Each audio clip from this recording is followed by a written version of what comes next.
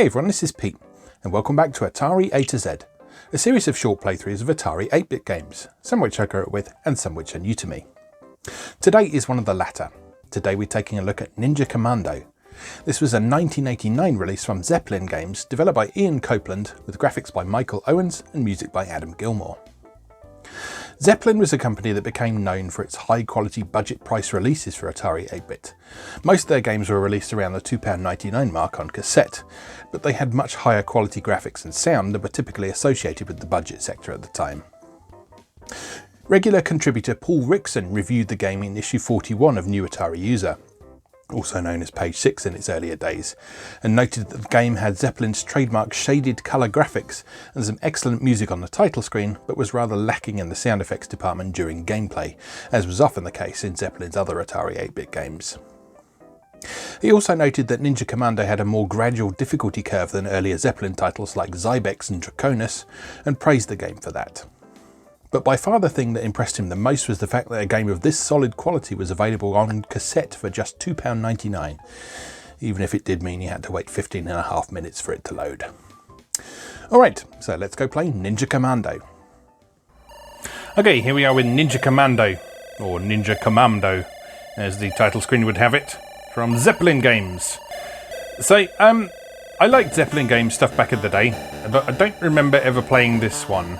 I was sort of passively aware of it, but my main experience with Zeppelin Games was with Zybex and Draconis, and also their racing game Speed Ace, which was a sort of hang-on like motorcycle racing simulator. It was an arcade game very much. So I don't know this one super well, but I do know that it's a platform game that's quite fondly regarded, and should be a bit of fun to check out. So let's give it a go. Right, so in this game you play the Ninja Commando, who can run left and right, and he can jump up and down, and he can somersault to the side. And your aim in each stage is simply to get to the far right. And along the way, trying to stop you are various ninjas. Just like that, you see? And you can defeat the ninjas by jumping on them, just like a real ninja.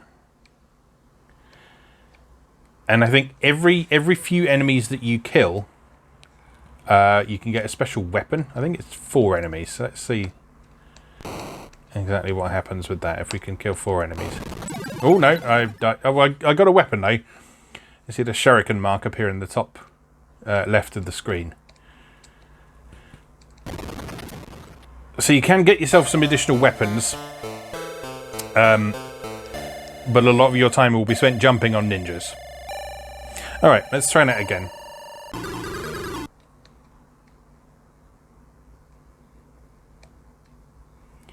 So this game is renowned for being difficult.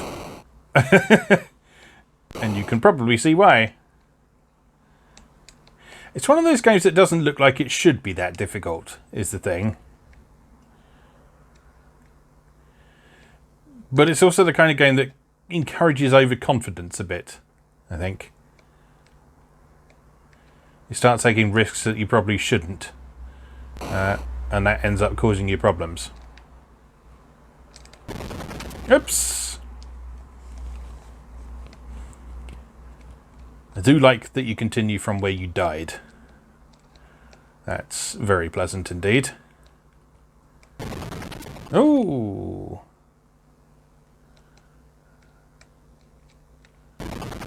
Oh dear. Yeah, this is tricky.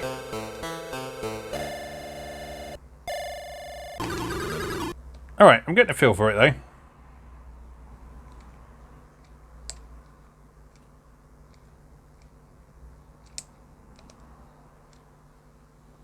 Just want to try and keep moving, really.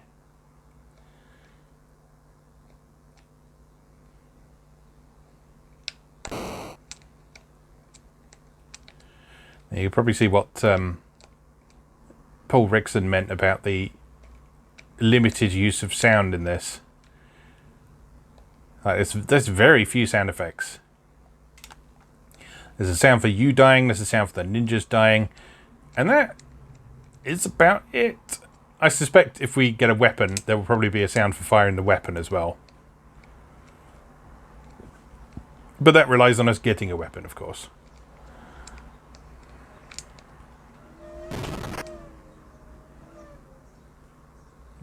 No.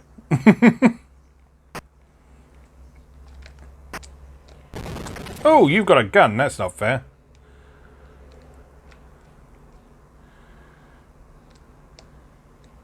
But yeah, this situation with sound was not at all unusual for Zeppelin games. Like Zybex, which I think we've covered on this series before, if I remember correctly. Zybex is a beautiful looking game and it has incredible music on its title screen. But its sound effects during gameplay are a bit underwhelming, to say the least. Draconis, which we haven't looked at yet, I don't think, actually has some reasonably atmospheric sound during gameplay. It's got more of a sort of continuous ambience thing going on in the background. But, oh, damn it. Yeah, even so, this sort of game, if you look at more recent stuff that's been put together by, like, sort of the German and Polish Atari enthusiasts of today, whoops,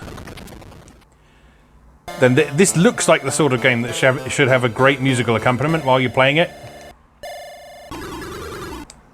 And it's a shame that that's not a thing.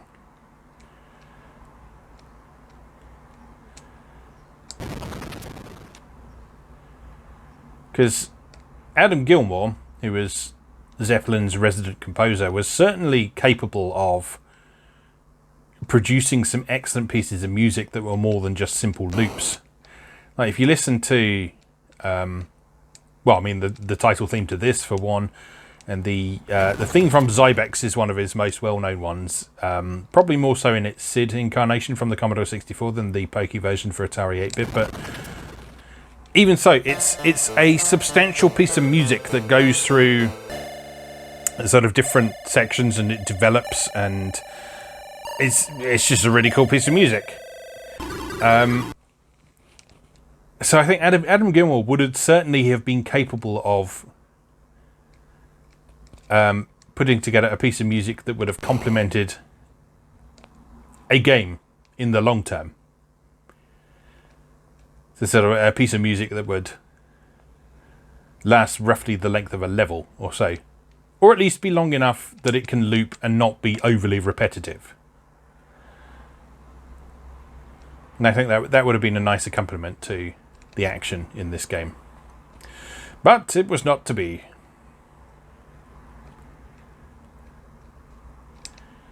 I don't know, it may well have been that there were some memory considerations in there, because chances are these graphics took up a fair amount of memory. And because there were various different models of the Atari 8-bit on the market, developers had to consider carefully which models they wanted to support, or more accurately, which memory capacities they wanted to support. Because although the 128... Oh, you can kill them. Okay. Whoops! Because although the 128K 130XE was pretty popular, why can't I land on that platform? Although that platform was pretty popular, so was the 64K 800XL. And so if you put something out that was 128K only, then you'd be locking out a significant number of potential customers.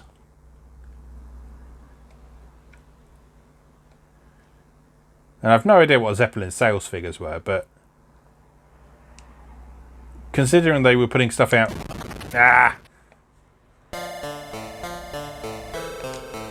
Considering they were putting stuff out at a budget price on cassette, I suspect they probably sold a fair few copies of these. I mean, relatively speaking, the install base of the Atari 8-bit computers in Zeppelin's native UK was, I suspect, a fair bit less than the Spectrum in particular, but also the Commodore 64 and the Amstrad. So I don't know, but I mean, Zeppelin did well enough with its early budget titles to be able to fund some more advanced projects. Like Draconis that I mentioned before is sort of, that was a premium price product. That was, I think, $12.99 or so. So that was a sort of premium price game for Atari 8-bit. And sort of the ambition of that game, I suspect, was funded through the success of titles like Zybex and so on. And these budget titles probably helped provide them a sort of baseline of income for them to put together more complex or ambitious projects along the way.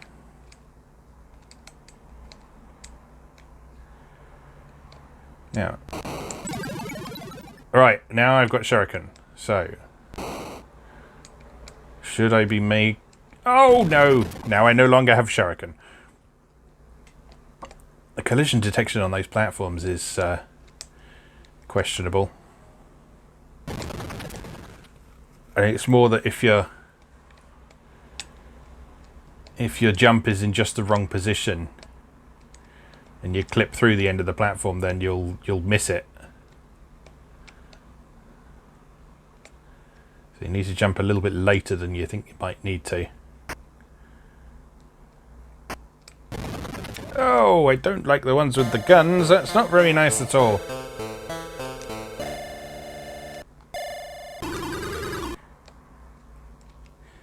Yeah, I can see where this game's reputation for being monstrously difficult has come from, but it's enjoyable. It's a game that you feel like you can improve at quite easily.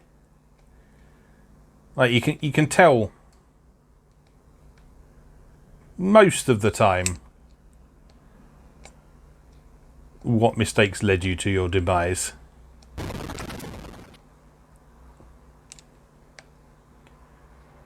Although I think the collision detection on the sprites is perhaps a little bit too enthusiastic. It seems to extend a bit beyond the actual visible part of the sprite in some cases, which is dodgy.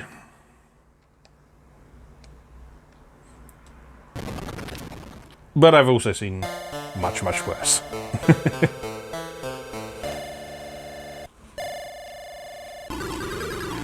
Right, it would be nice if I could finish this first level. I don't know if that's going to happen though. But we'll give it a good go. I'm not sure if the better approach is just to try and press on, or if you should specifically make an effort to try and kill some dudes.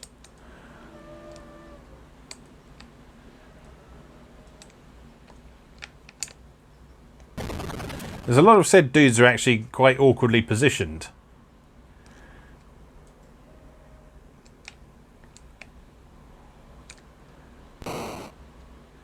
Let's try and get the Shuriken again.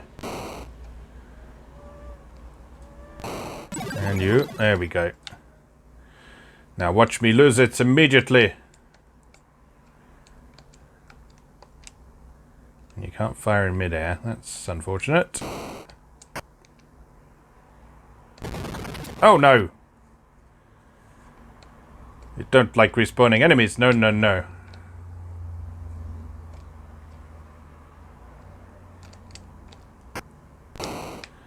So the blue dudes seem to jump once, either up or down,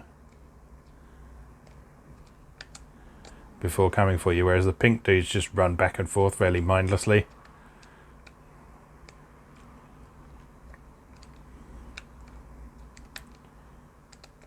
Doing alright though. We got this far before. This is where we died before, wasn't it? Because of that. Oh, and they're out of lives as well. How very frustrating. Right, come on, we can do this.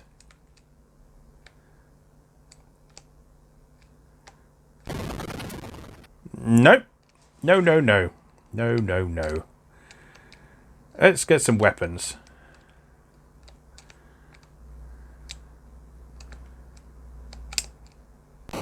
One. Two.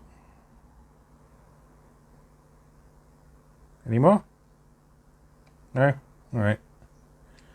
I guess there's a hard limit of 4 enemies on screen from the look of things. You know what, let's just die and start again.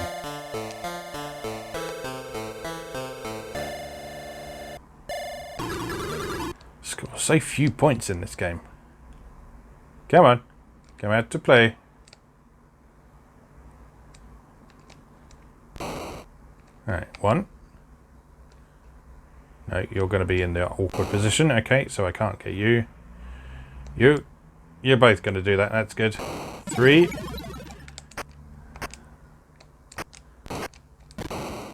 Oh. Shurikens seem to be rubbish. It's alright, so let's not waste any more time on that. Oh, no!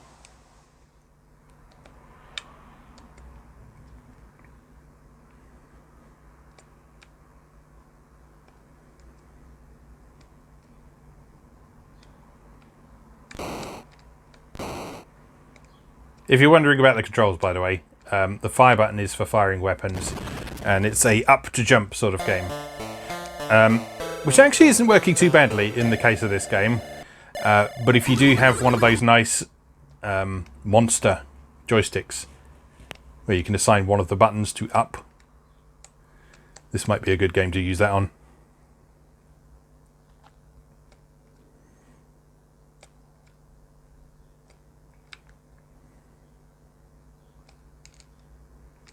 Oh no!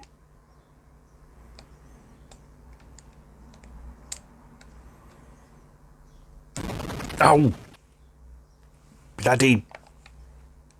I'm getting worse, not better.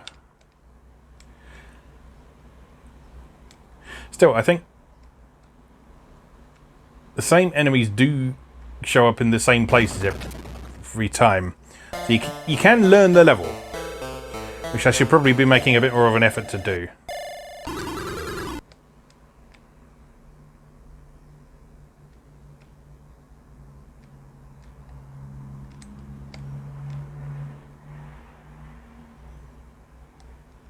Right, I'm not gonna concern myself too much with kills.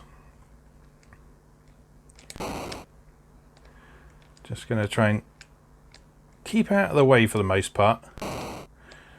But if blue gentlemen desire to make my day unpleasant, then I will certainly make their day unpleasant in exchange.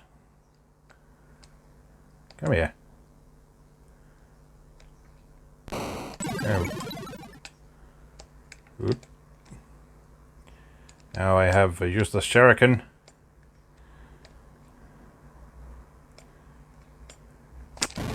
Oh! Bollocks!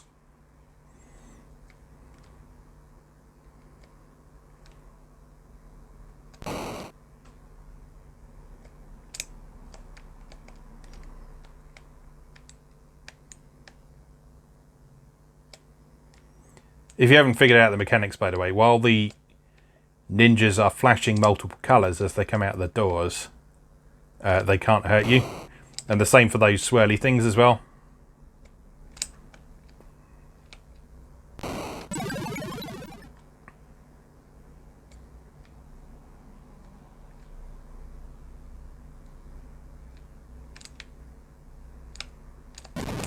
Oh, piss flaps.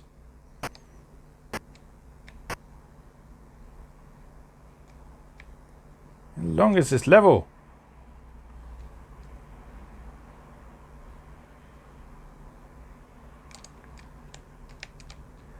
Having Zybex flashbacks.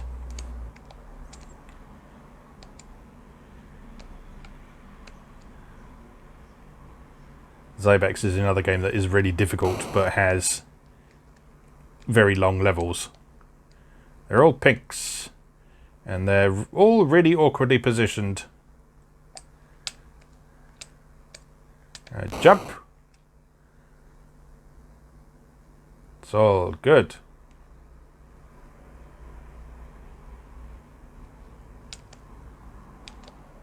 Look at you, Mr. Jumpy. Think you're clever, but you're not.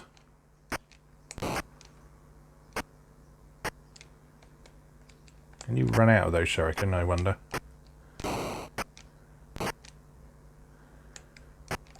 Ooh, hello.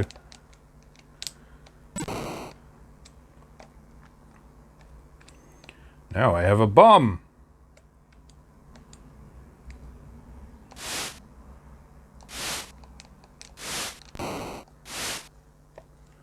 Which is possibly less useful than the shuriken.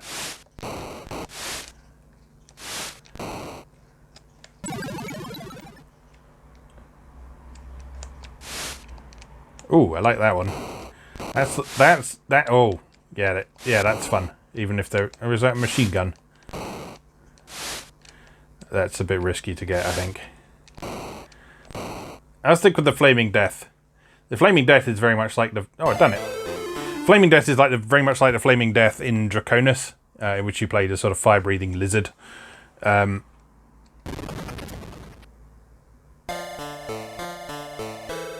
Good. It looked like a platform. It looked like a platform.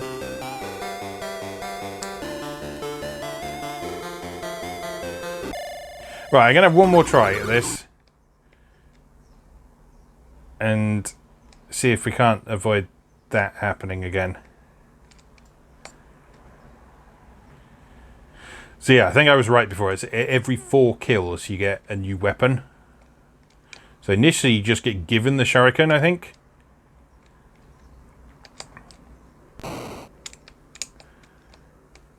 Either that or you're just incredibly likely to pick it up anyway because you are killing dudes by jumping on them at that point, so... Oh! Ah! Forget it. Just get through the... Just get through the level. Just get through the level. That's all you need to do. You don't need to kill ninjas. You lose your weapon when you start the next level anyway, so what's the point? What's the point in living? What is the point in living?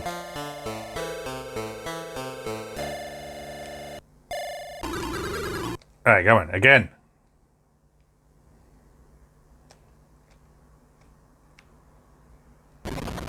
No, should have jumped.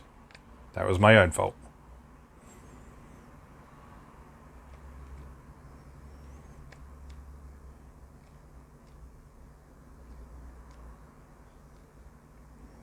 Just keep going.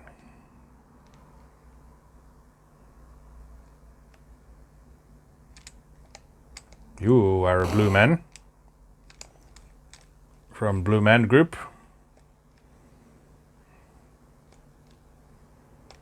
Up. Up. Up. Up.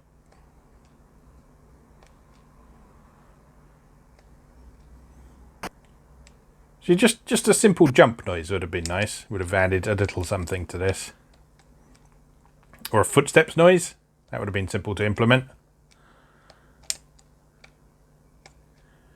It's just a little bit too silent.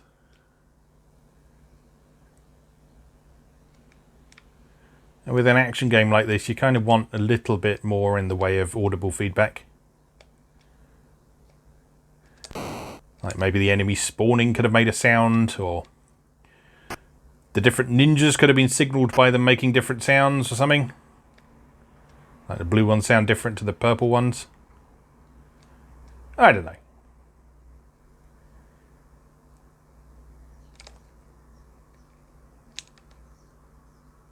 Not a huge deal or anything, but, you know, would have been nice. Would have been nice. But like I said, that was a fairly common thing with Zeppelin Games. Which I always thought was a bit of a shame, because Adam Gilmour was obviously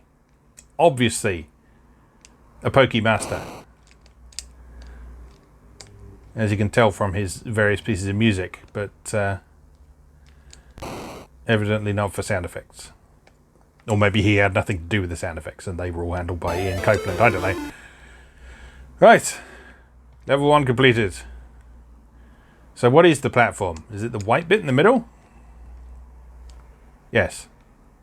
And then what? This? Okay.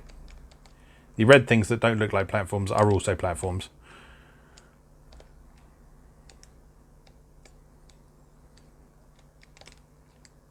Oh, different enemy sprites. That's cool.